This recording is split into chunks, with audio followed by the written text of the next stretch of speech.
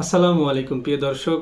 ধরেন আপনার বিরুদ্ধে কেউ মিথ্যা অভিযোগ অথবা মিথ্যা মামলা দায়ের করেছে, সেটি হোক কোর্টে কিংবা থানায়। সেই ক্ষেত্রে আপনি কি করবেন?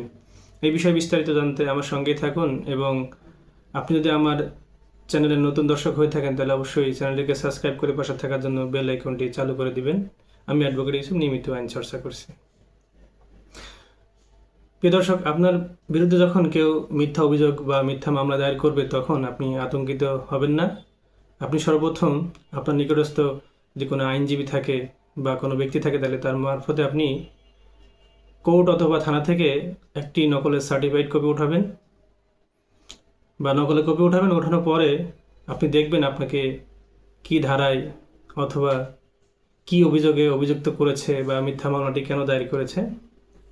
সর্বপ্রথম যদি এটি আদালতে হয় তাহলে আদালতে আসবেন। আসার পরে আপনি আপনার নিকটস্থ যে আইনজীবী আছে তাদের সাথে পরামর্শ করে আপনি এটি জামিন নেবেন, জামিন নেওয়ার চেষ্টা করবেন। জামিন নেওয়ার পরে পরবর্তীতে আপনি এই মামলার যদি চার্জশিট প্রদান করে না থাকেন তাহলে সেই ক্ষেত্রে আপনার এই মামলার তদন্তের জন্য যদি থাকে তাহলে তদন্তভার কার উপর পড়ছে বা কোন সংস্থার উপর পড়ছে সেই সংস্থার সাথে আপনি যোগাযোগ করবেন। যোগাযোগ করে কন্টিনিউ আপনি যোগাযোগ করবেন। যোগাযোগ করে তার সাথে বিস্তারিত ঘটনার বিষয়ে আলোচনা করবেন বা আলোকপাত করবেন।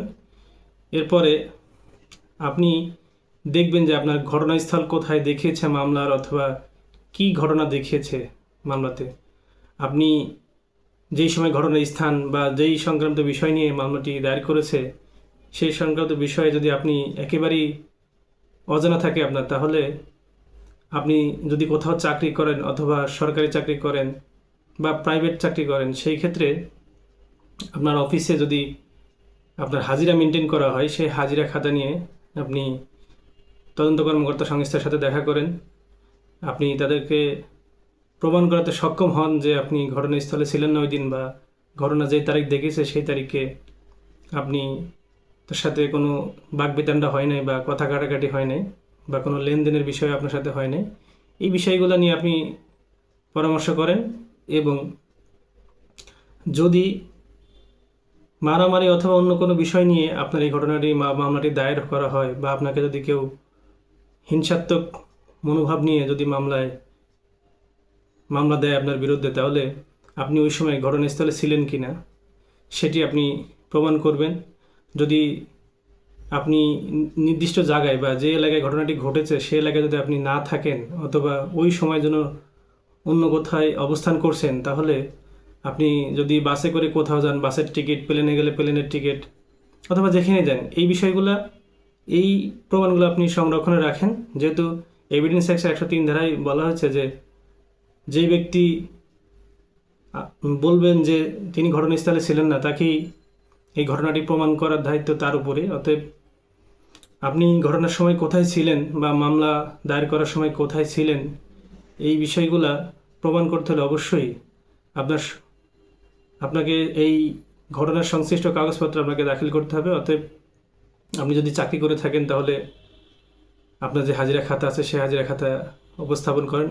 যদি আপনি আপনার যেই এলাকায় ঘটনাটি ঘটেছে সেই এলাকায় যদি আপনি না থাকেন তাহলে সেই যেখানে ছিলেন বা যেখানে অবস্থান করেছেন সেই জায়গার প্রয়োজনীয় কাগজপত্র দাখিল করেন।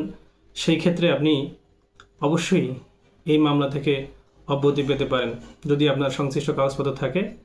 এর জন্য অবশ্যই একজন আইনজীবীর সাথে পরামর্শ করবেন, করে কীভাবে আবার মামলার কার্যক্রমগুলো অগ্রগতি করা যাবে এবং মিথ্যা মামলাটা কীভাবে আপনার বিরুদ্ধে যে মামলাটি দায়ের করা হয়েছে সেই মামলাটি কীভাবে আপনাকে বাঁচাবে বা আপনার থেকে এই মিথ্যা মামলাটি কীভাবে প্রত্যাহার হবে, এই বিষয় নিয়ে বিস্তারিত উকিল বা আইনজীবীর সাথে কথা বলে আপনি আপনার এই মিথ্যা মামলাটি সমাধান করতে পারেন। তো আশা করি আমার ভিডিওটি যদি ভালো লেগে থাকে অবশ্যই আমাকে সাবস্ক্রাইব করে পাশে থাকার জন্য বেল আইকনটি চালু করে দিবেন। আপনারা সবাই আইন জানবেন এবং আইন মানার চেষ্টা করবেন এবং অন্যকে আইন মানার জন্য উৎসাহিত করবেন। আসসালামু আলাইকুম।